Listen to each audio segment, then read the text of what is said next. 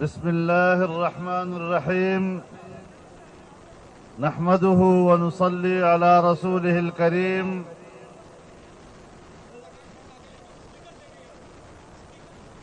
میں آپ حضرات کا شکر گزار ہوں کہ آپ نے ہماری دعوت پر اپنے کشمیری بھائیوں کے ساتھ یکجہتی کے اظہار کے لیے اس مظاہرے کا اہتمام کیا.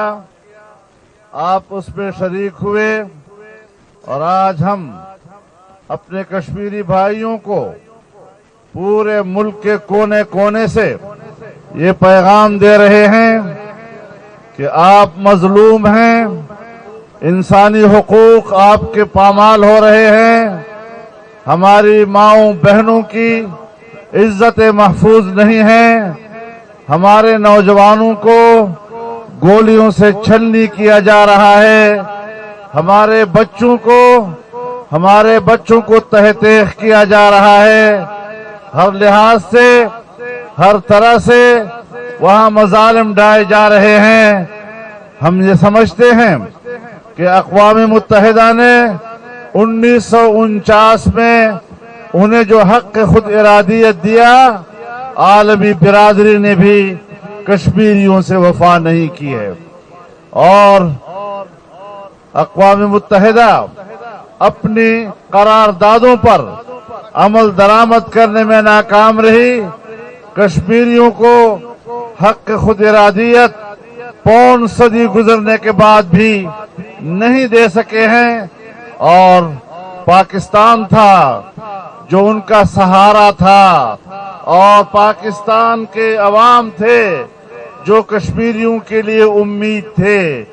لیکن موجودہ نااہل حکمرانوں نے کشمیریوں کو ہندوستان کے درندوں کے حوالے کر دیا ہے، ان کے درندوں کے رحم و کرم پر چھوڑ دیا ہے.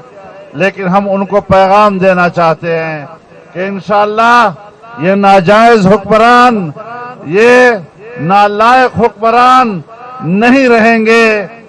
ان کی حکومت ہم نے غیر مؤثر بنا دی ہے، اور انشاءاللہ پاکستانی قوم کشمیریوں کے شانہ بشانہ کھڑی رہے گی.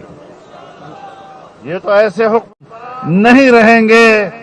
ان کی حکومت ہم نے غیر مؤثر بنا دی ہے، اور انشاءاللہ پاکستانی قوم کشمیریوں کے شانہ بشانہ کھڑی رہے گی. یہ تو ایسے حکمران ہیں کہ جن کے ہاتھوں آج اگر کشمیر کی آزادی بیچی گئی ہے اور قومیں فروختن ارزاں فروختن، کوئی بعید نہیں کہ یہ پاکستان کا بھی سودا کر لیں، یہ پاکستان کو بھی غلامی کی طرف دھکیل لیں. وہ آزاد ریاست جو لاکھوں انسانوں کی قربانیوں سے حاصل کیا گیا تھا، آج اسے دوبارہ امریکہ کی کالونی بنایا جا رہا ہے. میں تو حیران ہوں کہ جہاں پر اتنا بڑا ظلم ہو رہا ہو، امریکہ کے انسانی حقوق کا فارمولہ کہاں چلا گیا؟ عالمی انسانی حقوق کی تنظیمیں کشمیریوں کی مظلومیت پر کیوں گنگ نظر آ رہی ہیں؟ کیا مظالم ہو رہے ہیں اور دنیا اس پر خاموشی کا مظاہرہ کر رہی ہے؟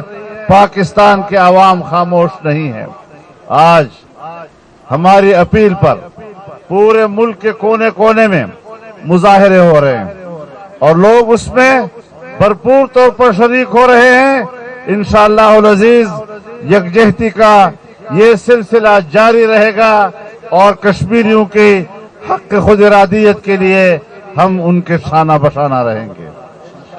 اللہ تعالی ان کو آزادی نصیب فرمائے، ان کی جدوجہد اور قربانیوں کو قبول فرمائے.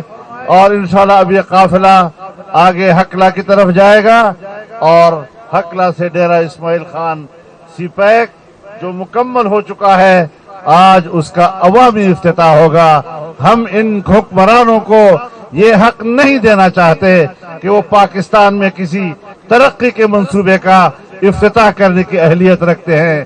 اس لیے ہم نے اعلان کیا کہ عوام خود افتتاح کریں گے، حکمران نہیں کریں گے انشاءاللہ. فی امان اللہ. جزاکم اللہ. ساتھی اپنی اپنی گاڑیوں میں تشریف رکھیں.